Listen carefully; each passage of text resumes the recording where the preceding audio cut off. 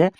हिंदी में 40 से 45% वेटेज जो है हिंदी व्याकरण का रहता है, इसीलिए हम संपूर्ण हिंदी व्याकरण का ही वीडियो लेके आ गए हैं। एक ही वीडियो में संपूर्ण हिंदी व्याकरण आज हम देखेंगे, जिसमें हम लोग थ्योरी और प्लस ऑब्जेक्टिव दोनों देखने का प्रयास करेंगे। और ये हिंदी व्याकरण इतना इंपॉर्टेंट रखता है आपको एग्जाम के दृष्टिकोण से, अगर ये सिंगल वीडियो आप लोग अगर देख लेते हैं तो हमें नहीं लगता है इसके बाद अगर हिंदी व्याकरण के रिगार्डिंग आप लोगों को कोई वीडियो देखने की आवश्यकता है। ठीक है, रिवीजन के दृष्टिकोण से ये हम वीडियो लाए हैं। आप लोग का थ्योरी और प्लस ऑब्जेक्टिव दोनों हम लोग साथ कराएंगे, बस कंसिस्टेंसी के साथ आप लोग देखते जाइए। ठीक है, हम लोग सबसे पहले देखेंगे इसमें है वर्ण, विचार और उच्चारण संबंधी। सबसे पहले समझते हैं वर्ण क्या होता है। ठीक है, ध्यान रखिएगा, वर्ण उस मूल ध्वनि को कहेंगे जिसके खंड या टुकड़े नहीं किए जा सकते हैं। जैसे कि मान लीजिए अगर एग्जाम्पल के तौर पर अ लेते हैं तो अ का आप टुकड़े कर सकते हैं, नहीं कर सकते हैं। जैसे मान लीजिए आम लेते हैं तो आम का तो टुकड़ा कर सकते हैं, एक ठो आ हो जाएगा आज प्लस म हो जाएगा, लेकिन अ का तो टुकड़े नहीं कर सकते हैं, तो उसे ही वर्ण कहेंगे जिसके टुकड़े नहीं किए जा सकते हैं। ठीक है, सब। और इसी में एक और आता है वर्णमाला। ठीक है, तो वर्णमाला क्या होता है, तो वर्णों के व्यवस्थित रूप को वर्णमाला कहते हैं। हिंदी में कुल 50 वर्ण है, याद रखिएगा। हिंदी में कुल कितने वर्ण है, 50 वर्ण है, जिसमें से क्या है 13 ठो स्वर है। ठीक है, और 33 ठो व्यंजन है, और 4 जो है संयुक्त व्यंजन वर्ण है। ठीक है, हम उस पर भी चर्चा करेंगे। 13 स्वर है, 33 व्यंजन है और 4 संयुक्त व्यंजन वर्ण है, ये भी याद रखिएगा। कभी कभी पूछते स्वर कितने हैं, 13, व्यंजन कितने हैं 33, संयुक्त व्यंजन वर्ण कौन है 4, और टोटल वर्ण कितने हैं 50, ये भी याद रखिए। ठीक है, उसी में हम सबसे पहले चर्चा करेंगे स्वर कौन कौन है। ठीक है, स्वर कौन कौन है, तो स्वर में आ जाते हैं अ, आ, हर्षी, दीर्घी, हर्षु, दुर्गु, री, ए, ऐ, ओ, औ, अंग, अ, ये जितने भी है ये सभी स्वर के अंतर्गत आ जाते हैं 13। ठीक है, और व्यंजन कितने हैं 33 है, तो जितने भी इधर बच गया सब क्या है व्यंजन है, जिसमें से स्पर्श व्यंजन 25 ठो होते हैं, ये भी याद रखें। स्पर्श व्यंजन कितने होते हैं 25 ठो होते हैं। अब हम बात करते हैं 4 जो होता है संयुक्त व्यंजन वर्ण होता है, वो कौन कौन है। उसमें भी होता है अंतस्थ, उष्ण और संयुक्त। क्या होता है, अंतस्थ, उष्ण और संयुक्त। अंतस्थ के अंतर्गत आते हैं, अंतस्थ के अंतर्गत आते हैं, अंतस्थ के अंतर्गत आते हैं य, र, ल, व, ये 4 ठो है अंतस्थ। ठीक है, उष्ण के अंतर्गत आते हैं, उष्ण के अंतर्गत आते हैं तलाबे स, मूर्धन स, दंत स और ह।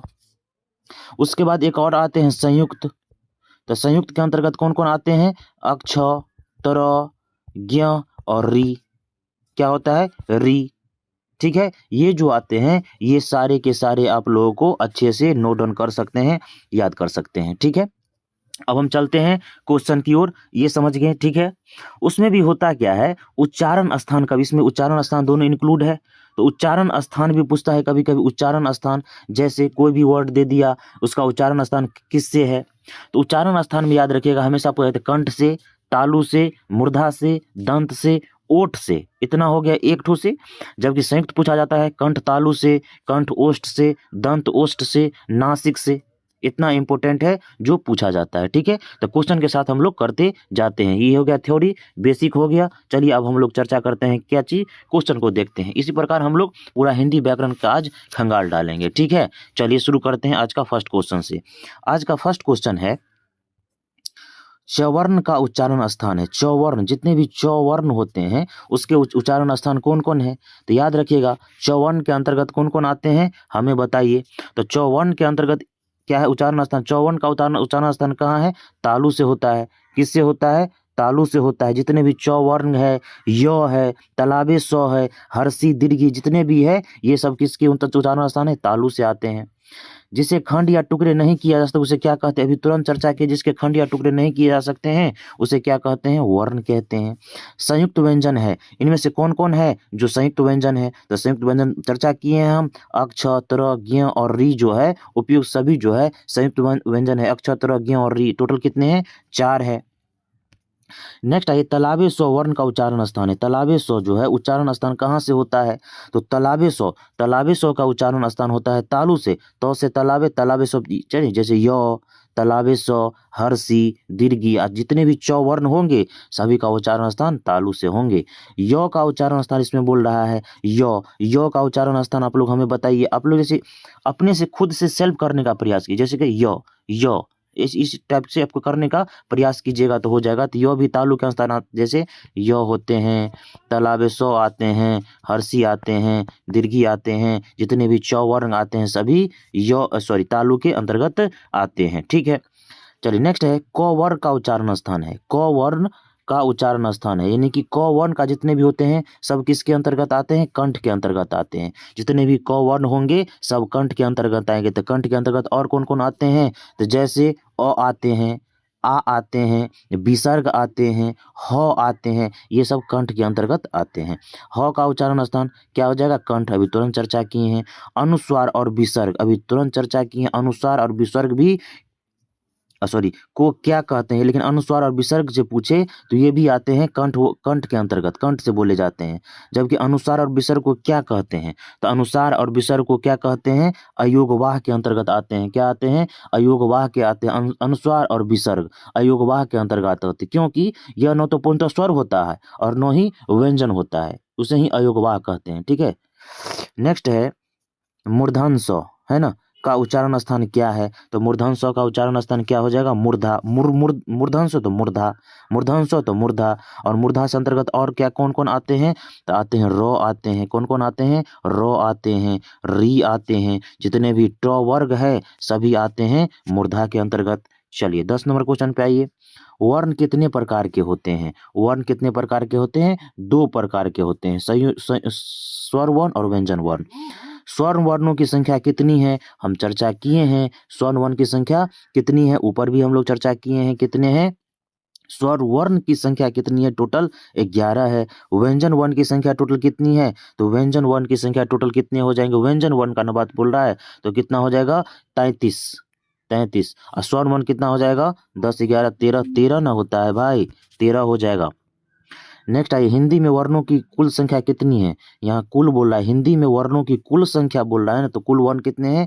50, 30, 40, 44, 24। इसमें कोई भी ऑप्शन नहीं है, तो जो सबसे बड़ा वाला होगा वही मार दीजिएगा। कौन हो जाएगा? 44। ये सभी कॉमन सेंस की बात है। जैसे टोटल होते हैं 50, लेकिन ऑप्शन में तो 50 है ही नहीं है, तो जो सबसे बड़ा होगा वही मारना है। 9 का उच्चारण स्थान बताइए जल्दी से आप लोग। 9 का उच्चारण स्थान नासिक होता है। क्या होता है? 9 का उच्चारण का स्थान क्या हो जाएगा? नासिक। इसके अलावे नासिक में आते हैं ड, यह, बड़ी न, छोटी न, म, ये सब नासिक के अंतर्गत आते हैं। दुर्घु उ का उच्चारण स्थान बताइए आप। हर्षु उ, दुर्घु उ, अब जितने भी प वर्ग होंगे ना सभी का उच्चारण स्थान कहाँ से होंगे? ओठ से होंगे। कौन कौन बोले? हर्षु उ, दुर्घु उ, और जितने भी प वर्ग होंगे, जैसे प से स्टार्ट होंगे जितने भी प वर्ग, जैसे प फ ब भ म, प वर्ग के अंतर्गत कौन कौन आएंगे? जैसे प फ पूरा, प फ ब भ म, ये सब क्या आएंगे? ओष्ठ से आएंगे। नेक्स्ट आइए, अ का उच्चारण स्थान अभी बताइए। चर्चा किए ना कंठ से, अ का उच्चारण स्थान अ आ। ल का उच्चारण स्थान बताइए। ल का उच्चारण स्थान होता है दांत से। कहाँ होता है? दंत से। तो दंत से और कौन कौन आते हैं? तो दंत से और जितने भी त वर्ण हो, जैसे त थ द ध न, ये त थ द ध न, ठीक, सॉरी त थ द ध न नहीं होगा, न तो नासिक हो जाएगा। तो त थ द ध ये जो कंठ से, और दंत स भी हो जाएंगे दांत से। ड का उच्चारण स्थान है ड का उच्चारण स्थान आप लोग बताइए। अभी तुरंत चर्चा किए हैं कौन से? नासिक से। कहाँ हो जाएगा? नासिक से। नेक्स्ट आइए, हर्षी और दीर्घी ई वर्णों का उच्चारण स्थान है। हर्षी ई और दीर्घी ई का उच्चारण स्थान क्या हो जाएगा? तालु। क्या हो जाएगा? तालु। ऊपर भी चर्चा हुआ है। व का उच्चारण स्थान क्या है? व का उच्चारण स्थान हमें आप लोग बताइएगा। आप लोग अपने से भी प्रैक्टिकली करके देखिएगा। तो व का उच्चारण स्थान क्या हो जाएगा? दांत प्लस ओष्ठ, दंत ओष्ठ हो जाएगा। दांत प्लस ओष्ठ व हो जाएगा। इसमें भी फ भी आते हैं दंत ओष्ठ के अंतर्गत। विसर्ग का उच्चारण स्थान है। विसर्ग का उच्चारण स्थान कहाँ से है? कंठ से है। कहाँ से है? कंठ से है। निम्नलिखित में से महाप्राण अघोष वर्ण कौन सा है? महाप्राण अघोष वर्ण के अंतर्गत कौन कौन आते हैं? तो महाप्राण अघोष वर्ण के अंतर्गत आते हैं 6। निम्नांकित में महाप्राण घोष, महाप्राण इसमें अघोष, इसमें है घोष, तो महाप्राण अघोष के अंतर्गत कौन आते हैं? भ। नेक्स्ट है, किस वर्ण का उच्चारण कंठ एवं तालु के सहयोग से होता है? तो कंठ और तालु, कंठ और तालु के सहयोग से इनमें से कौन है जिसका उच्चारण स्थान कंठ एवं तालु से होता है? तो कंठ और तालु के सहयोग से होता है कौन? ए। कंठ और तालु से कौन सा होता है? ए। नेक्स्ट है, किस वर्ण का उच्चारण कंठ और ओष्ठ के सहयोग से होता है? कंठ ओष्ठ, यानी कंठ और ओष्ठ से मिलकर होता है किनका? ओ का, किनका, ओ का, जिसमें कंठ और ओष्ठ दोनों प्रयोग होता है। नेक्स्ट, हिंदी वर्णमाला में वर्णों का कितने भागों में बांटा गया? हिंदी वर्णमाला में वर्णों को कितने भागों में बांटा गया है? 2 भागों में बांटा गया है। वर्णों के समूह को क्या कहते हैं? वर्णों के समूह को वर्णमाला कहते हैं। ठीक है। नेक्स्ट क्वेश्चन है, मुंह से बोले जाने वाले स्वर्ण वर्णों को क्या कहते हैं? मुंह से बोले जाने वाले स्वर्ण वर्णों को क्या कहते हैं? निर्नुनासिक। क्या कहते हैं? निर्नुनासिक। भ का उच्चारण स्थान क्या है? भ का उच्चारण स्थान है ओष्ठ। ग का उच्चारण स्थान कौन सा है? ग का उच्चारण स्थान है कंठ। नेक्स्ट, व्यंजन के कितने प्रकार होते हैं? व्यंजन के कितने प्रकार होते हैं? 3 प्रकार होते हैं। व्यंजन के 3 प्रकार होते हैं। देखिए, सभी पूछा हुआ क्वेश्चन है। नौ, नौ का, बड़ी नौ का उच्चारण स्थान है, बड़ी नौ का उच्चारण स्थान है मूर्धा। तो का उच्चारण स्थान है तो तो का उच्चारण स्थान है दंत। छ का उच्चारण स्थान क्या है? तो छ का उच्चारण स्थान है तालु। ये सब ध्यान रखना है। बस ये वीडियो काफी है आप लोगों के लिए। ध का उच्चारण स्थान क्या है? ध का उच्चारण स्थान क्या हो जाएगा? दंत। आ, हर्षी, ऊ का उच्चारण स्थान क्या है? आ, दीर्घी और ऊ का दुर्घु ऊ, दीर्घी ई दुर्घु ऊ का उच्चारण स्थान कौन सा है? दीर्घ स्वर। फ का उच्चारण स्थान कौन सा है? ओष्ठ। ट का उच्चारण स्थान कौन सा है? ट का उच्चारण स्थान है मूर्धा। नेक्स्ट आइए, स्वरों के उच्चारण में लगने वाले समय के आधार पर स्वर्ण वर्ण के कितने भेद होते हैं? स्वरों के उच्चारण में लगने वाले समय के आधार पर स्वर्ण वर्ण के कितने भेद होते हैं? स्वर्ण वर्ण के कितने भेद होते हैं? 3। च का उच्चारण स्थान क्या है? च का उच्चारण स्थान है तालु। च का उच्चारण स्थान है तालु। निम्नलिखित में से अंतस्थ व्यंजन कौन सा? अंतस्थ व्यंजन के अंतर्गत कौन से आते हैं? ल। ठीक है, कौन आते हैं? ल। एक मात्रिक स्वर निम्न में से कौन सा है? एक मात्रिक स्वर निम्नलिखित में से कौन है जो एक मात्रिक स्वर के अंतर्गत आते हैं? ह्रस्व स्वर। कौन? ह्रस्व स्वर। मुक्ताक्षर की अंतिम ध्वनि क्या होती है? मुक्ताक्षर की अंतिम ध्वनि क्या होती है? मुक्ताक्षर की अंतिम ध्वनि होती है स्वर। कौन सी? स्वर। निम्नलिखित चिन्हों में से इकहारा उदाहरण चिन्ह कौन है? इकहारा उदाहरण का इनमें से स्थान है कौन सा? पूर्ण विराम। नेक्स्ट है, त्र क्या है? त्र क्या है? अभी तुरंत चर्चा की है ना, अक्ष, त्र, ज्ञ, अक्ष, त्र, ज्ञ और री जो है संयुक्त के अंतर्गत आते हैं। वर्णों के उच्चारण समूह को क्या कहते हैं? वर्णों के उच्चारण समूह को क्या कहते हैं? वर्णों के उच्चारण समूह को वर्णमाला कहते हैं। भ का उच्चारण स्थान, भ का उच्चारण स्थान है ओष्ठ। ओष्ठ यानी कि ओठ। ल का उच्चारण स्थान बताइए, ल का उच्चारण स्थान कौन सा हो जाएगा? तो ल का उच्चारण स्थान कौन सा होता है?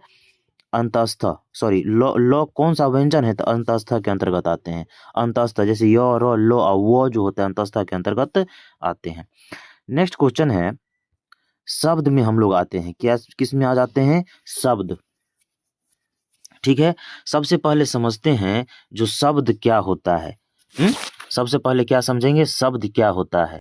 शब्द क्या होता है? शब्द। ठीक है, सबसे पहले शब्द समझ लीजिए, शब्द होता क्या है, उसके बाद आगे बढ़ेंगे। शब्द जो है वर्णों या ध्वनि के मेल से बने हुए स्वतंत्र या सार्थक वर्ण समूह को ध्वनि समूह को क्या कहते हैं? शब्द कहते हैं। फिर से समझ लीजिए, वर्णों या ध्वनियों को जो मेल से बनता है स्वतंत्र एवं सार्थक वर्ण समूह या ध्वनि समूह को शब्द कहते हैं। ठीक है, सार्थक क्या होता है? तो अर्थ की दृष्टि से शब्द 2 तरह के होते हैं, एक होता है सार्थक, एक होता है निरर्थक। ठीक है, जबकि रचना के आधार पर सबके 3 भेद होते हैं। रचना के आधार पर कितने होते हैं? 3 भेद होते हैं, जिसमें कौन कौन होते हैं? रूढ़, यौगिक और योग रूढ़ होते हैं। जबकि उत्पत्ति के आधार पर सबके 5 भेद होते हैं। उत्पत्ति के आधार पर कितने होते हैं? शब्द के 5 भेद होते हैं, जिसमें होता है तत्सम, तद्भव, देशज, विदेशज, एक होता है संकर। लेकिन आप लोग को 4 समझना है, तत्सम, तद्भव, देशज और विदेशज। तो ये जो तत्सम, तद्भव, देशज, विदेशज होते हैं उत्पत्ति के आधार पर होते हैं, जबकि रचना के आधार पर रूढ़, यौगिक, योग रूढ़ होते हैं। ठीक है,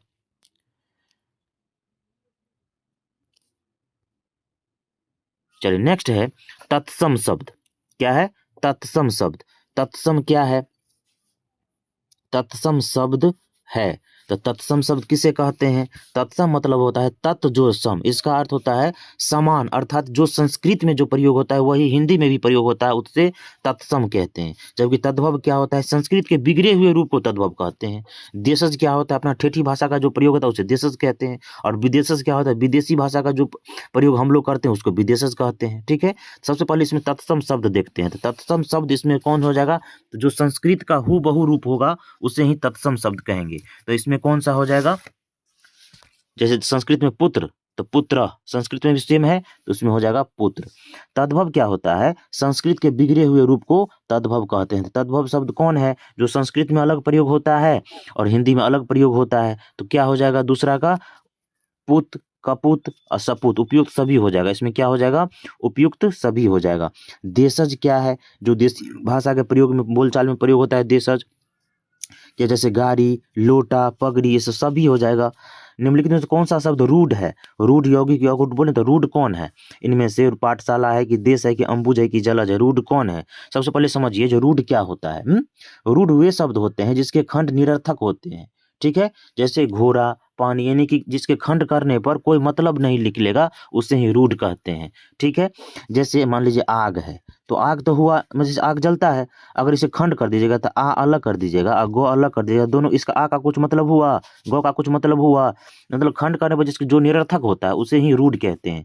तो इनमें से कौन हो जाएगा रूढ़, आप हमें बताइए। चार का कितना अच्छा बता दिए, जैसे हो गया देश, जो हो गया रूढ़ के अंतर्गत आ जाएगा, ठीक है। नेक्स्ट आइए, हो गया, दिए गए शब्दों में से कौन सा शब्द योग रूढ़ का उदाहरण है, योग रूढ़ का उदाहरण है। तो योग रूढ़ क्या होता है, योग रूढ़ वे शब्द होता है जो अपना समान अर्थ को छोड़कर कोई विशेष अर्थ धारण करता है, उसे योग रूढ़ कहते हैं। तो इसमें क्या हो जाएगा, पंचानन, हिमालय, उज्ज्वलता और रसोईघर, क्या हो जाएगा इसमें, पांच का ए हो जाएगा, पंचानन, है ना। दिए गए शब्दों में कौन सा शब्द यौगिक का उदाहरण है, यौगिक। अब बताइए यौगिक क्या होता है, यौगिक वे शब्द को कहते हैं जिसके खंड करने पर कोई सार्थक मतलब निकलता है, वही होता है यौगिक, ठीक है। 6 नंबर का क्या हो जाएगा, अब बताइए। स्वर्णलता, स्वर्ण प्लस लता, तो स्वर्ण का मतलब हुआ, लता का भी मतलब हो जाता है, स्वर्ण मतलब सोना, लता मतलब लता, तो स्वर्णलता दोनों अलग भी किए तो इसका मतलब निकला ना, उसे यौगिक कहते हैं। लंबोदर शब्द समझिए, लंबोदर क्या है, लंबोदर गणेश जी का नाम है, तो कोई अपना अर्थ छोड़कर कोई विशेष अर्थ धारण कर लेता है उसे यौगिक कहते हैं, है ना, उसे क्या कहते हैं, सॉरी योग रूढ़ कहते हैं। विद्यालय क्या है, अब हम बताइए, विद्यालय क्या है, यौगिक के अंतर्गत आते हैं, विद्या प्लस आलय, यानी कि विद्या का घर। कान क्या है, कान का खंड कीजिएगा तो कोई मतलब नहीं निकलेगा, तो नौ का क्या हो जाएगा, रूढ़ हो जाएगा।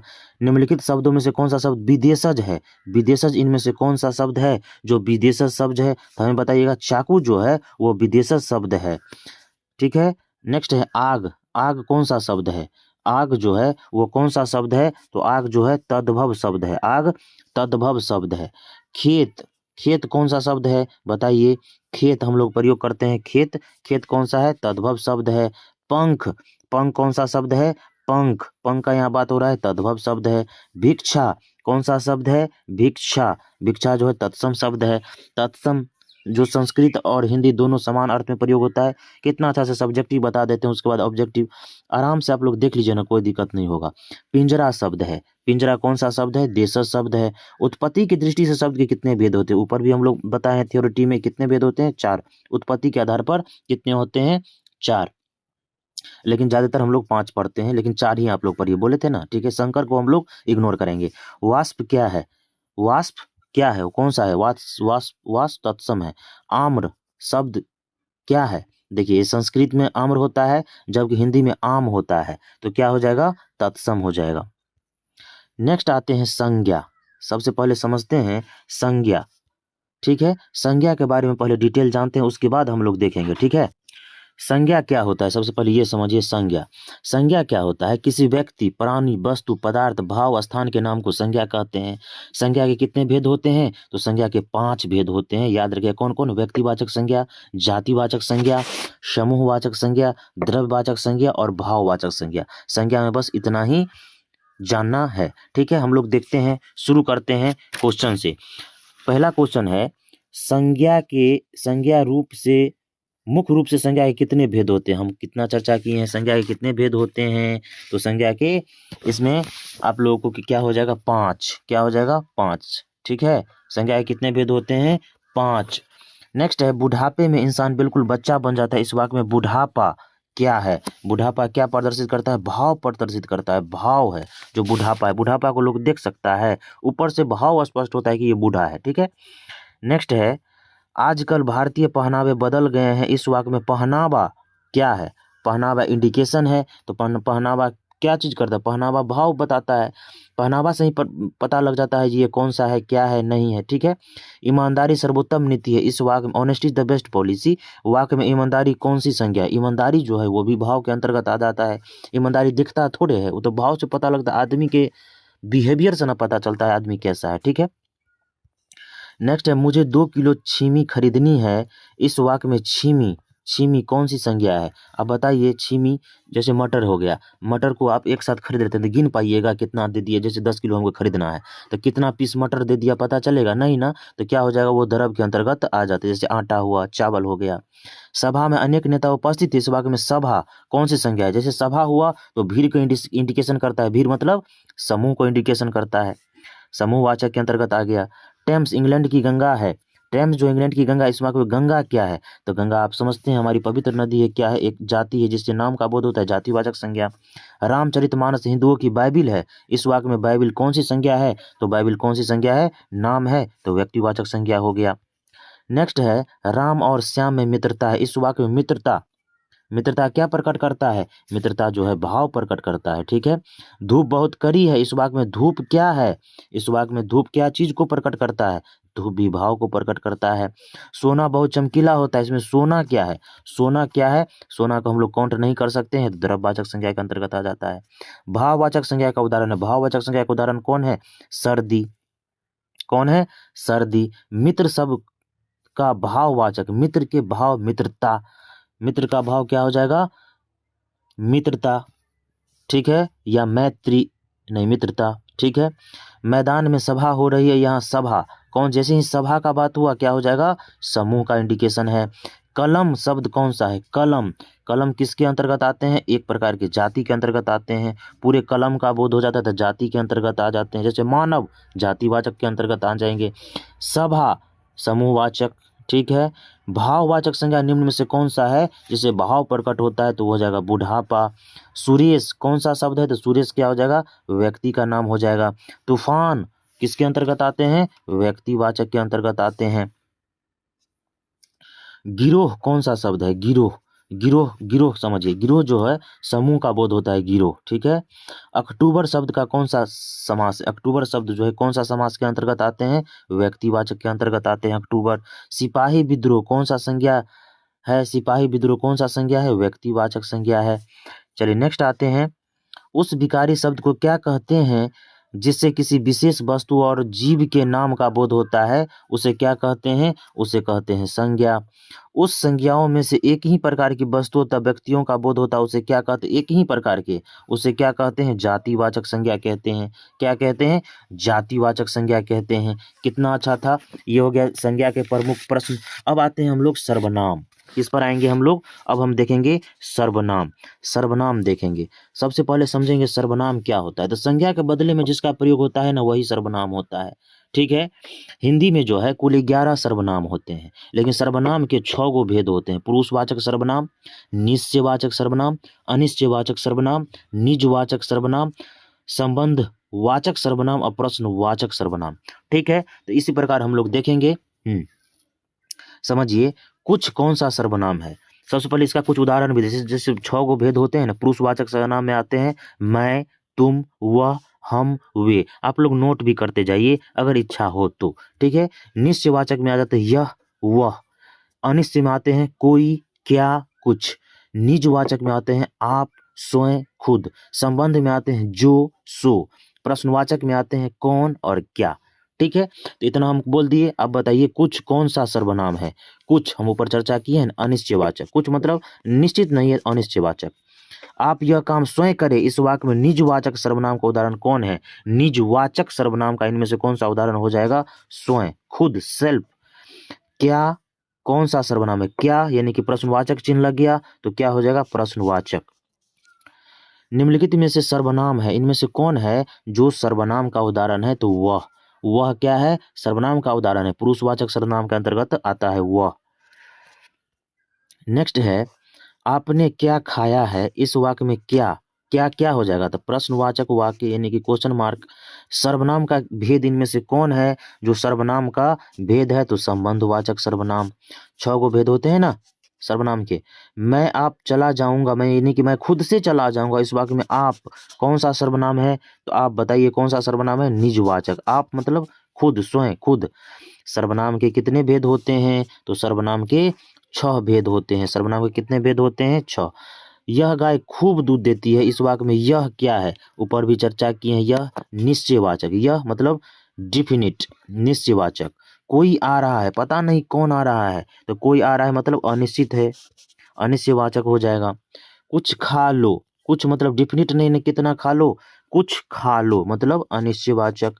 मैं यह काम आप कर लूंगा, यानी कि खुद से कर लूंगा, इस वाक्य में आप बताएं तो निजवाचक हो जाएगा। नेक्स्ट है, हमें अपना काम अपने आप स्वयं करना चाहिए, इस वाक्य में अपने आप यानी कि खुद से, सेल्फ से, तो क्या हो जाएगा? निज हो जाएगा। वह स्वतः ही जान जाएगा, इस वाक्य में स्वतः, खुद जान जाएगा, इसका मतलब क्या हो जाएगा? खुद जान जाएगा, स्वतः ही जान जाएगा, निजवाचक। नेक्स्ट, जिसकी लाठी उसकी भैंस, इस वाक्य में जिसकी उसकी कौन सा सर्वनाम है? जिसकी उसकी कौन सा है? संबंध बताता है। मोहन कुछ बोलना चाहता है, इस वाक्य में कुछ पते नहीं है, कुछ, तो क्या हो जाएगा? अनिश्चयवाचक। क्या बोलना चाहता है? पता नहीं, अनिश्चय के अंतर्गत। इसमें निजवाचक सर्वनाम का उदाहरण कौन है? निजवाचक सर्वनाम का उदाहरण इसमें से कौन है? निज मतलब खुद, आप, निज मतलब खुद, आप। अब हम चलेंगे विशेषण का देखेंगे। सबसे पहले समझेंगे हम लोग जो विशेषण क्या होता है। तो जो संज्ञा और सर्वनाम का विशेषता बताता है वही विशेषण है। क्या बोले? जो संज्ञा और सर्वनाम का विशेषता बताता है वही विशेषण है। विशेषण का मुख्यतः 4 भेद होते हैं। विशेषण के मुख्यतः कितने भेद होते हैं? 4। कौन कौन? संख्यावाचक विशेषण, परिमाणवाचक विशेषण, गुणवाचक विशेषण और सर्वनामिक विशेषण। ठीक है, 4 भेद हुए।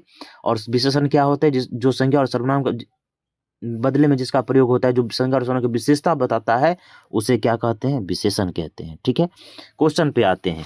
विशेषण के भेद, इनमें से कौन है जो विशेषण के भेद है? हमें बताइए। तो इनमें से विशेषण के भेद कौन है? परिणामवाचक, परिमाणवाचक, क्या हो जाएगा? ये विशेषण के भेद हैं। ठीक है, तो क्या हो जाएगा? 5 का सी हो जाएगा, परिमाणवाचक। ठीक है, परिमाणवाचक विशेषण। प्रविशेषण शब्द किसकी विशेषता बताता है? प्रविशेषण किसकी विशेषता बताता है? प्रविशेषण विशेषण की विशेषता बताता है। गुणवाचक विशेषण कौन है? गुणवाचक विशेषण के अंतर्गत आते हैं अच्छा। ठीक है, ये गुण है, गुण को प्रदर्शित करता है। अधिक, अधिक कौन सा विशेषण हो जाएगा? अधिक मतलब क्या है? कोई चीज का परिमाण बताता है, तो परिमाणवाचक विशेषण। वह अच्छा लड़का है, वाक्य में किस विशेषता का प्रयोग किया जाता है? वह अच्छा लड़का है, गुण को बताता है, तो गुणवाचक। नेक्स्ट आइए, थोड़ा नमक, पता नहीं है क्या? थोड़ा मतलब परिणाम हो जाएगा, थोड़ा, थोड़ा मात्रा में, तो क्या हो जाएगा? परिमाण। विशेषण के मुख्यतः कितने भेद होते हैं? कितने भेद होते हैं विशेषण के? 4 भेद होते हैं। नेक्स्ट क्वेश्चन क्या बोलता है? रामचरितमानस में अनेक मर्मिक प्रसंग आए हैं, इस वाक्य में विशेषण पद चुनिए। विशेषण क्या है? इसमें मर्मिक प्रसंग आए हैं। क्या है? मर्मिक प्रसंग आए हैं, बहुत ही दुखद घटना सब हुए हैं। बरसात में मेरे नगर की स्थिति नरकीय हो जाता है, इस वाक्य में विशेषण पद, तो विशेषण क्या है? नरकीय, दुर्गति। नेक्स्ट है परिमाणवाचक विशेषण है। परिणाम मतलब कुछ मात्रा में, यानी कि थोड़ा सा। रुचि शब्द का विशेषण क्या है? रुचि, इंटरेस्ट का विशेषण क्या हो जाएगा? रुचि शब्द का विशेषण रुचिये हो जाएगा। विशेषता ना, रुचिये हो जाएगा। ठीक है, नेक्स्ट है 4 गज मलमल, कौन सा विशेषण है? 4 गज मलमल कौन सा विशेषण है? परिमाण। निम्न में से नरक शब्द का विशेषण क्या हो जाएगा? नरक शब्द का ऊपर भी देखे हैं ना, नरकीय। जो संज्ञा या सर्वनाम की विशेषता बताए उसे क्या कहते हैं? उसे विशेषण कहते हैं। तालु शब्द का विशेषण क्या होता है? तालु शब्द का विशेषण हो जाता है तालव्य, तालव्य। नेक्स्ट है 50 हाथी, किस विशेषण का उदाहरण है? 50 हाथी किस विशेषण का उदाहरण? 50 हाथी संख्यावाचक विशेषण का उदाहरण है। उपेक्षा शब्द का विशेषण क्या है? उपेक्षा शब्द का विशेषण है उपेक्षित। क्या हो जाएगा? उपेक्षा का उपेक्षित। नेक्स्ट क्वेश्चन है, हम लोग क्रिया आएंगे। क्या चीज आएंगे? क्रिया। ठीक है, क्रिया आप लोग जानते हैं, टेंस, सॉरी, क्रिया वर्ब है, तो वर्ब हम सब समझते हैं। तो उसमें क्वेश्चन क्या है? मोहन घर पहुंच गया, इसमें पहुंच गया किस प्रकार का क्रिया है? पहुंच गया संयुक्त है, पहुंच गया कौन सा क्रिया है, संयुक्त है। किस वाक्य में सकर्मक क्रिया का प्रयोग हुआ है, सकर्मक और अकर्मक क्रिया है ना, उसमें सकर्मक इनमें से कौन, पॉजिटिव सकर्मक कौन हो जाएगा, मीना ने चिट्ठी लिखी। नेक्स्ट है मैंने रुपये दिलवाए, इस वाक्य में दिलवाए कौन सी प्रक्रिया है, दिलवाएं जो है प्रेरणार्थक क्रिया है। कर्म के अनुसार क्रिया के कितने भेद होते हैं, कर्म के अनुसार क्रिया के 2 भेद होते हैं। व्युत्पत्ति के आधार पर क्रिया के कितने भेद होते हैं, व्युत्पत्ति के आधार पर क्रिया के 2 भेद होते हैं। यौगिक क्रिया के कितने भेद होते हैं, यौगिक क्रिया के कितने भेद होते हैं, 4। कितने, 4। क्रिया से अगर क्वेश्चन पूछे जाते हैं इससे ज़्यादा नहीं पूछे जाएंगे। अब हम लोग आते हैं वाच्य, किस पर आते हैं, वाच्य। वाच्य में बस 4-5 क्वेश्चन पूछे जाते हैं जो हम लगा देते हैं। वाच्य के कितने भेद होते हैं, तो वाच्य के 3 भेद होते हैं, वाच्य के 3 भेद होते हैं, याद रखिएगा। नेक्स्ट क्वेश्चन है बच्चों ने से खेला जाएगा, बच्चों से खेला जाएगा, यह वाक्य में कौन सा वाच्य है, बच्चों से खेला जाएगा यह वाक्य कौन सा वाच्य है, तो हो जाएगा भाव। क्या हो जाएगा, भाव। मैं रोटी खाता हूँ यह वाक्य कौन सा वाच्य है, मैं रोटी खाता हूँ हो जाएगा कृत्यवाच्य।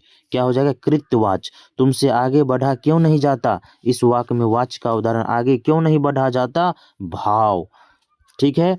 कल देर तक पढ़ा, कल देर तक पढ़ा कौन सा वाच्य है, देर तक कृत्य हो जाएगा। क्या हो जाएगा, कृत्यवाच्य हो जाएगा। चलिए नेक्स्ट आते हैं हम लोग टेंस समझते हैं। तो टेंस तो आप लोग अच्छे से जानते हैं। काल। चलिए हम लोग इसमें ज़्यादा सब्जेक्टिव देखने का प्रयास नहीं करेंगे क्योंकि आप लोग को अच्छे से सभी आदमी को पता रहता है काल के बारे में। इसमें भी कुछ महत्वपूर्ण देख लेते हैं जो एग्जाम के दृष्टिकोण से इम्पोर्टेंट है। पहला क्वेश्चन है रहीम खाना खा रहा था, तो था लग गया तो क्या हो जाएगा, अपूर्ण भूतकाल। वह कल घर जाएगा, भविष्य में जाएगा यानी कि भविष्यत काल। काल के कितने भेद होते हैं, 3, प्रेजेंट, पास्ट और फ्यूचर। वर्तमान काल के कितने भेद होते हैं, वर्तमान काल के जो है 4 भेद होते हैं। भूतकाल कितने प्रकार के होते हैं, भूतकाल 6 प्रकार के होते हैं। भविष्यत काल के कितने प्रकार होते हैं, 3 प्रकार होते हैं। कितना अच्छा क्वेश्चन सब है, अगर पूछे जाएंगे तो यही पूछे जाएंगे, उससे बाहर नहीं पूछे जाएंगे। सीता खाती है, प्रेजेंट का बात हो रहा है, सीता खाती है। इस वाक्य का भूतकाल कौन सा, मतलब ये प्रेजेंट को भूत बनाना है यानी कि बीता गया यानी कि बीतना हुआ उसमें बना देना है। तो क्या हो जाएगा, सीता खा चुकी। राम खाता होगा कौन सा काल है, होगा, होगा लग गया ना, यानी कि संदिग्ध वर्तमान काल हो गया। मैं पढ़ रहा हूँ, संदिग्ध मतलब डिफिनिट नहीं है, ठीक है। मैं पढ़ रहा हूँ किस काल का उदाहरण है, पढ़ रहा हूँ, प्रेजेंट का बात हो रहा है, वर्तमान काल हो जाएगा 9 का। नेक्स्ट है मोहन आया, किस काल का उदाहरण है, आया, मोहन आया, सामान्य भूतकाल। वह देखता है, किस काल का उदाहरण, वह देखता है, वर्तमान काल। सुनीता रो रही है, ये भी वर्तमान है लेकिन वर्तमान है, चलिए ठीक है। नेक्स्ट है वह आया था, बीत गया ना, था लग गया तो क्या हो जाएगा, भूतकाल। सत्यवान 1 वर्ष से अधिक जीवित नहीं रहेगा, किस काल का उदाहरण है, किस काल का उदाहरण, 1 वर्ष जीवित नहीं रहेगा, किस काल का उदाहरण है, भविष्य का है, बात हो रहा है। वह खा चुका था, किस काल का उदाहरण, खा चुका था लग गया ना, तो ये भी भूत के अंतर्गत आ जाएगा। अब समझते हैं हम लोग कारक, है ना। कारक बहुत इंपॉर्टेंट चैप्टर है, कारक। आइए कारक में क्या होता है, सबसे पहले कारक के कितने भेद होते हैं ये समझते हैं, याद रखिएगा, बहुत सुंदर है ये एक्सरसाइज। कारक के 8 भेद होते हैं, कर्ता ने, कर्म को, करण से, संप्रदान, अपादान, संबंध, अधिकरण, ये सब सारा 8 हो जाते हैं, ठीक है। अमृता कलम से लग गया ना, तो कौन सा कारक हो जाएगा, कर्ता ने, कर्म को, करण से। आलोक स्टेशन से आ रहा है, स्टेशन से आ रहा है, क्या हो जाएगा, आपादान। क्योंकि पेड़ से अलग होने का अगर बोध होता है ना तो आपादान हो जाएगा, नहीं तो करण हो जाएगा। जैसे पेड़ से पत्ते गिरते हैं, आपादान, ये सब याद रखिएगा, ठीक है। वीरेंद्र ने हरिवंश को गाय दी, को गाय दी, ने में को कौन सा कारक है, को पूछ रहा है ना, तो को हो जाएगा संप्रदान, को के लिए। बंदर पेड़ पर बैठा, इस वाक्य में पेड़ पर, पेड़ से, पेड़ पर, में पर, अधिकरण, में पर, अधिकरण हो जाएगा, ठीक है। नेक्स्ट होगा मित्र मुझे माफ कर दो, मित्र एक्सक्लेमेशन चिन्ह लग गया ना, तो क्या हो जाएगा, इसमें एक्सक्लेमेशन चिन्ह लग जाता है तो हो जाता है संबोधन। शिक्षक छात्रों को ज्ञान देते हैं, इस वाक्य में छात्रों को कौन सा कारक है, छात्रों को, कर्ता ने, कर्म को, संप्रदान को के लिए, ठीक है, किसी को कुछ देता है, ये हो गया। नेक्स्ट है दयानंद की बहन पढ़ने में बहुत तेज है, इस वाक्य में की कौन सा कारक है? की जो है कौन सा कारक है? संबंध। विपत्ति में धैर्य धारण करना चाहिए, इस वाक्य में कौन सा कारक है? तो में हो जाएगा अधिकरण। में पर हे भगवान, एक्सक्लेमेशन चिन्ह लग गया ना, यह लड़की तो बहुत झूठ बोलती है, इस वाक्य में हे भगवान एक्सक्लेमेशन साइन लग गया यहाँ पे, तो कौन सा प्रयोग होता है यहाँ पे एक्सक्लेमेशन में? संबोधन। वह छत से गिर गया, अलग होने का बोध होता है ना, तो क्या हो जाएगा? आपादान। राम ने भिखारी को पैसे दिए, राम ने भिखारी, इस वाक्य में को किस कारक को विभक्त करता है? कर्म को। कर्ता ने कर्म को पूछता है ना, ठीक है। मीरा को जिंदगी से बहुत घृणा है, इस वाक्य में से हो जाएगा ना, तो कर्ता ने कर्म को करण से। घर से लौटा हुआ लड़का, यानी कि घर से लौटा हुआ लड़का आपादान। छत से उतरी हुई लता किस कारक का उदाहरण है? छत से उतरी हुई लता किस कारक का उदाहरण है?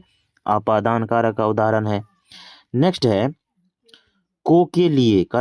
को के लिए कौन सा हो जाएगा? कर्ता संप्रदान अधिकरण कर, को के लिए बोल रहा है तो हो जाएगा संप्रदान। को के लिए।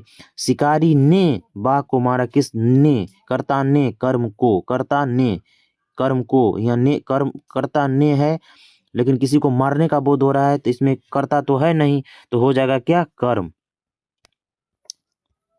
क्या पूछ रहा है? ठीक है। लोगों ने चोर को मारा, लोगों ने चोर को मारा, कौन सा हो जाएगा? कर्म। संज्ञा का सर्वनाम के जिस रूप से वाक्य के अन्य शब्दों के साथ उसका संबंध सूचित हो उसे क्या कहते हैं? संज्ञा का सर्वनाम के जिस रूप से वाक्य के अन्य शब्दों के साथ उसका संबंध सूचित हो उसे क्या कहते हैं? उसे कहते हैं कारक।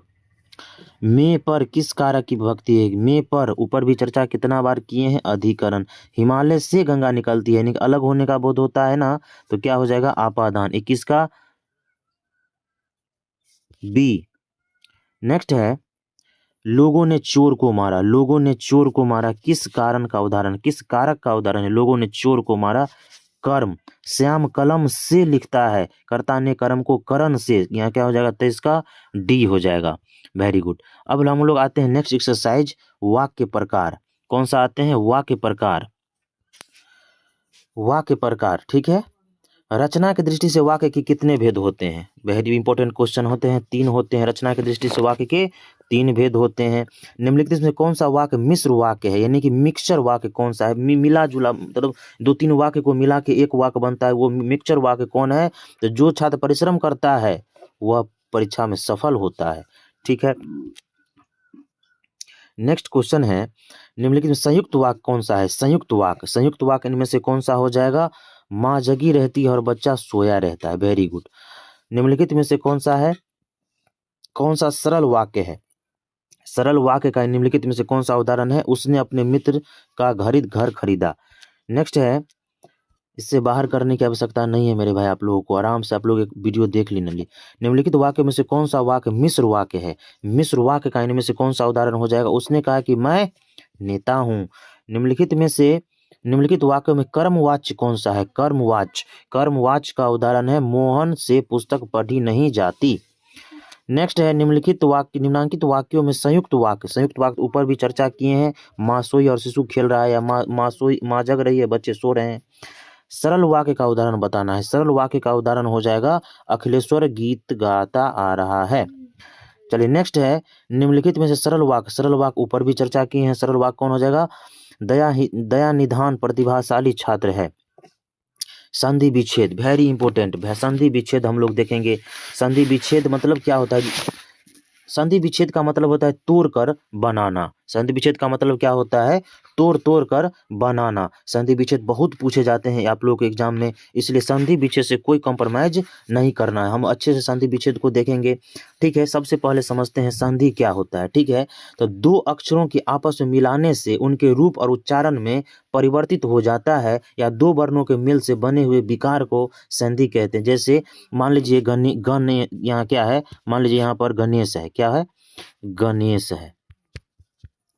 गणेश, तो गणेश किससे मिलकर बना है? गण प्लस इस किससे बना है, गण आ प्लस इससे मिला है तो गणेश हो गया। इसी प्रकार का होता है, ठीक है। संधि के 3 भेद होते हैं, स्वर, व्यंजन और विसर्ग, याद रखिए, इतना याद रखना है संधि में। हम लोग शुरू करते हैं, देखते हैं, ठीक है। वैसे अगर स्वर संधि का बात कीजिएगा तो उसका भी 5 भेद होते हैं, उतना आप लोग डीपली नहीं जाना है, बस इतना ऑब्जेक्टिव देख लीजिए, आपका काम हो जाएगा। चलिए, जलाशय का संधि विच्छेद क्या हो जाएगा, जलाशय, जलाशय का संधि विच्छेद होता है जल आ प्लस आशय, जल आ प्लस आशय। उत्जोरनत, उत्जोरनत यानी कि उन्नत हो जाएगा। देखिए कितना सुंदर सुंदर क्वेश्चन है, इससे बाहर पूछ भी नहीं करेगा, ये गारंटी है। तो 10th और 12th दोनों के लिए रामबाण है। कोई भी एग्जाम ऐसे SSC GD जिसमें हिंदी पूछता हो, ये वीडियो है उसके लिए टॉनिक का काम करेगा। हिमालय का संधि विच्छेद, हिम प्लस आलय, कहाँ है हिम प्लस आलय, खोजिए C नंबर में। अत्यधिक, अति, अति हो जाएगा, अति जोर अधिक, यानी कि क्या हो जाएगा, अत्यधिक, अति जोर अधिक, ठीक है, अति जोर अधिक, अत्यधिक। नयन, ने जोर अन, याद रखिएगा ये सब, नयन क्या हो जाएगा, ने जोर अन। पवन, पो जोर अन। परोपकार, पर जोर उपकार, ये भी याद रखिएगा, परोपकार, पर जोर उपकार। संधि में क्या होता है, संधि में क्या होता है, संधि में टूट फूट होता है, मतलब विच्छेद होता है। नेक्स्ट है अ प्लस ए में कौन सा अक्षर बनेगा, अ प्लस ए से कौन सा अक्षर बनता है, अ प्लस ए से कौन सा अक्षर बनेगा, ए, है ना, ए, अ, ए, ठीक है। परम जोर औसत, परमौसत, कौन सा संधि है, कौन सा संधि का, यानी कि ये स्वर संधि में कुछ होगा तो स्वर संधि में कौन सा होगा, वृद्धि संधि। अति जोर अंत, अत्यंत हो जाएगा, क्या हो जाएगा, अति जोर अंत, अत्यंत, यानी कौन सा हो जाएगा, 10 का C हो जाएगा। नेक्स्ट है अ जोर सॉरी ई जोर अ में क्या बनेगा, ई जोर अ से क्या बनेगा, आप लोग अपने भी कर करके देख लिए, प्रैक्टिकली करके देखिए क्या बनेगा, य बनेगा। ने जोर अन, नयन, कौन सा संधि है, स्वर संधि के अंतर्गत आता है ये, कौन सा संधि है, नयन अयादि संधि है। दिक जोर अंबर, दिगंबर, क्या हो जाता है, दिक जोर अंबर होता है क्या, दिगंबर। नेक्स्ट है दिक जोर गज, कौन सा संधि है, दिग्गज, कौन सा संधि है, दिग्गज जो है व्यंजन संधि है। परीक्षा, परि जोर इच्छा, परि जोर इच्छा, ध्यान रखना है हर्षीकार होगा, क्या होगा, हर्षीकार होगा, दीर्घिकार नहीं मारिएगा, परि हर्षीकार, हर्षीकार प्लस दीर्घिकार, ठीक है। नेक्स्ट है पीताम्बर, पित्त जोर अंबर, पीताम्बर का क्या होता है, पित्त जोर अंबर। रामायण का संधि विच्छेद क्या होगा, रामायण का हो जाता है राम जोर अयन, आयन नहीं मारिएगा, राम जोर अयन। नेक्स्ट है लंबोदर, कौन सा संधि है, लंबोदर, लंबोदर का संधि विच्छेद क्या हो जाएगा, हो जाएगा लंब जोर उदर। स्वागत, सु जोर आगत, क्या हो जाएगा, सु जोर आगत हो जाएगा।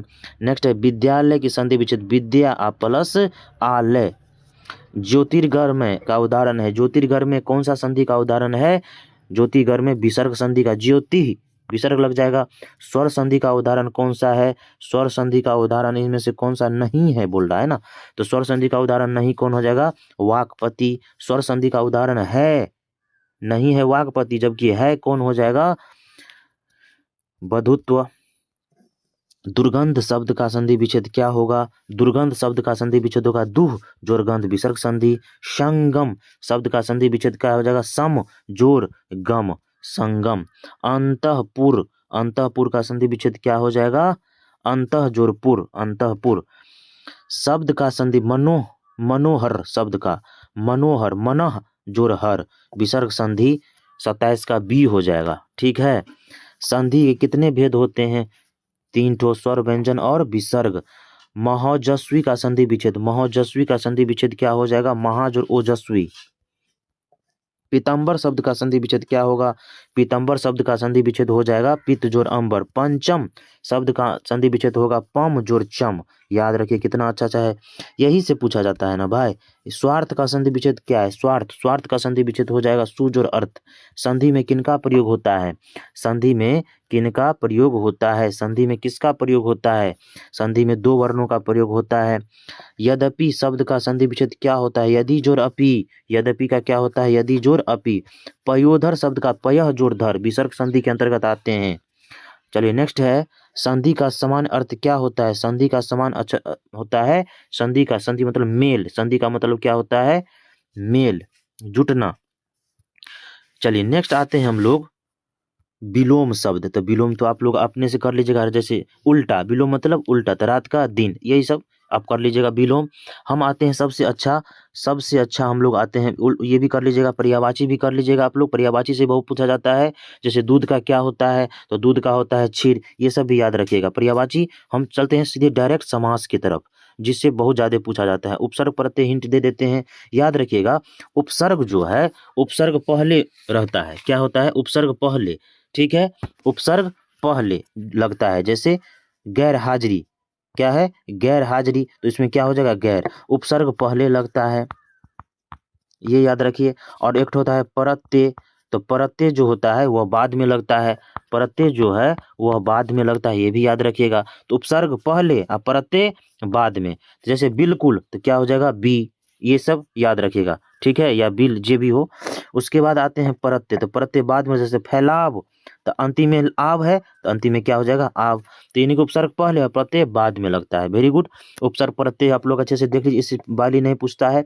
कुछ समास हम लोग देख लेते हैं, क्या देख लेते हैं, समास, जिससे बहुत ज़्यादा क्वेश्चन पूछे जाते हैं। समास से बहुत ज़्यादा क्वेश्चन पूछे जाते हैं, समास से और इनके भेद से बहुत ज़्यादा क्वेश्चन पूछे जाते हैं, इसलिए समास को हम लोग इग्नोर नहीं कर सकते हैं। सबसे पहले समझते हैं समास क्या होता है, क्या समझेंगे, समास। समास जो होता है, दो या दो से अधिक जब पद अपने विभक्त चिन्ह या अन्य शब्दों को छोड़कर एक पद हो जाता है, वही समास होता है। जैसे राजा की कन्या, हम लिखते हैं राजा की कन्या, बराबर क्या होगा, राजकन्या भी लिख सकते हैं, तो यही समास है। और समास के 7 ठो भेद होता है, याद रखिएगा। कितने भेद होता है समास को, 7 ठो भेद होता है। कौन सा, तत्पुरुष, कर्मधारय, बहुब्रीहि, अव्ययी भाव, द्विगु, द्वंद्व और नए समास, ठीक है। नए समास से बहुत कम पूछा जाता है, लेकिन 7 ठो होता है, समझ गए ना, ठीक है। साथ चलते हैं और करते जाएंगे, ठीक है। पहला क्वेश्चन है मुंह तोड़। मुंह तोड़ जो है वो हो जाता है तत्पुरुष समास, क्या हो जाता है, तत्पुरुष समास। तत्पुरुष समास होता है जिस समास में अंतिम शब्द यानी कि उत्तर पद प्रधान होता है, उसे क्या बोलते हैं हम लोग, तत्पुरुष समास, जिसका अंतिम पद प्रधान होता है। जैसे मुंह तोड़, तो तोड़ जो है तोड़ दिया, मुंह उसका तोड़ना, तोड़ना अंतिम पद है, प्रधान होता है, तत्पुरुष समास कहलाता है। जैसे दूसरा में है नीलकंठ, क्या है दूसरा में, नीलकंठ, कौन सा समास है, तो याद रखिएगा, नीलकंठ जो है बहुब्रीहि समास है, यानी कि कोई अपना अर्थ को छोड़कर कोई विशेष अर्थ धारण करता है, उसे नीलकंठ कहते हैं। जैसे शंकर जी का नीलकंठ नाम है ना, तो नीलकंठ से आप लोग क्या समझ, शंकर जी समझ आते हैं। तो नीलकंठ जो अपने अर्थ को छोड़कर कोई विशेष अर्थ धारण कर लेता है, वही बहुब्रीहि समास है। नेक्स्ट है मुंह चोर में कौन सी समास है। मुंह चोर में जो है तत्पुरुष समास होता है, चोर अंतिम पद प्रधान है, तत्पुरुष समास। गंगा जल में कौन सा समास है, तो गंगा जल में भी तत्पुरुष समास है। गंगा जी का तो है, ठीक है, लेकिन क्या, तो जल यानी कि अंतिम पद प्रधान है, तत्पुरुष समास।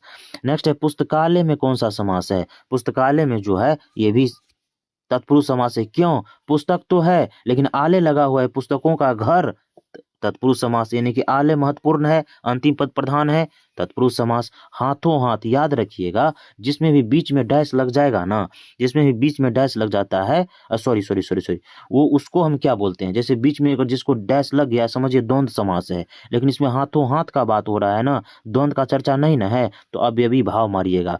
अव्ययी भाव समास किसे कहते हैं, ये भी इंपॉर्टेंट है। तो इसका क्या होता है, पहला पद अव्यय होता है और जो भी होता है वह क्रिया विशेषण के रूप में प्रयुक्त होता है। पहला पद क्या होता है, अव्यय होता है। जैसे हाथों हाथ हो गया, यथाशीघ्र हो गया, प्रतिदिन हो गया, बेकाम हो गया, अकारण हो गया, यथाशक्ति हो गया, ये सब अव्ययी भाव समास के अंतर्गत आते हैं। नेक्स्ट है नीलकमल। नीलकमल किस समास के अंतर्गत आते हैं, बहुब्रीहि। तो नीलकमल से समझ जाते हैं ना अपने लोग, जो विष्णु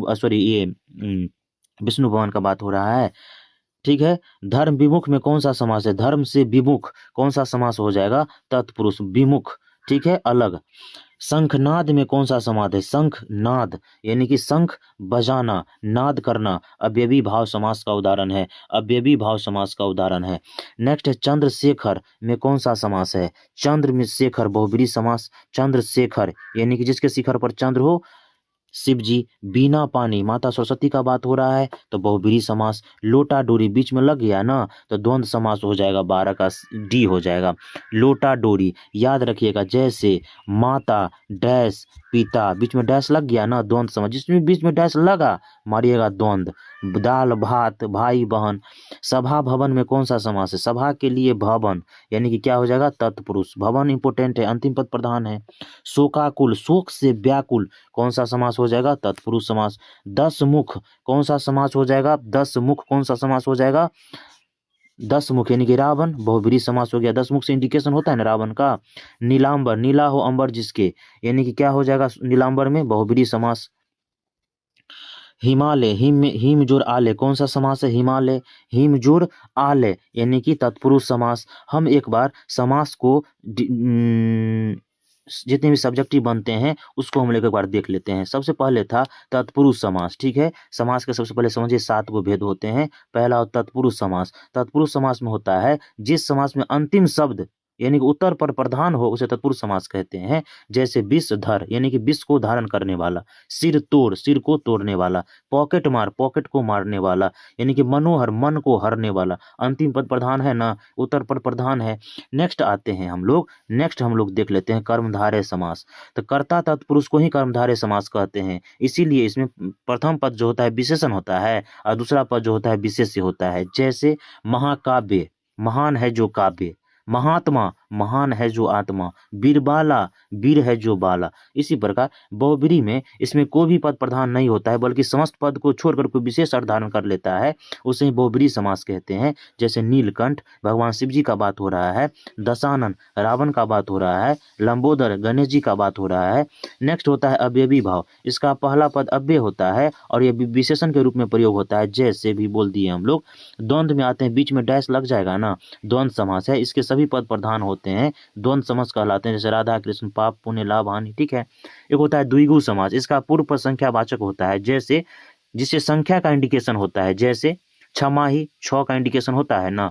दोपहर, 2 का निरूपण होता है ना। चौराहा, 4 का निरूपण होता है ना। नवग्रह, 9 का होता है ना। त्रिकाला, त्रिभुज, त्रिभुज मतलब 3 भुजा वाले। इससे पंचमुख, 5 भुजा वाले, 5 मुखों वाले। तो ये सब जैसे जिसमें संख्या का इंडिकेशन होगा ना वो हो जाएगा द्विगु। और नए समास क्या होता है? जिस समास का पूर्व पद जो होता है निषेध सूचक होता है, नकारात्मक होता है, उसे नए समास कहते हैं। जिसमें नकारात्मक का स्पष्ट होगा ना उसे नए समास कहेंगे। जैसे आजन्मा यानी कि 9 जन्मा हुआ है। नापसंद, पसंद नहीं है। अचल मतलब जो नहीं चल सकता है, जिसमें 9 लग जाएगा ना नए समास है। इससे बाहर एक भी नहीं पूछेगा। इतना अगर हिंदी व्याकरण का सीरीज आप लोग कर लेते हैं 10th और 12th या भी जितने भी एग्जाम होते हैं तो आप लोग के लिए रामबाण सीरीज साबित होगी। हम लोग मिलेंगे नेक्स्ट वीडियो में, तब तक के लिए खूब मन लगा पढ़िए। टेक केयर, बाय बाय, जय हिंद, धन्यवाद।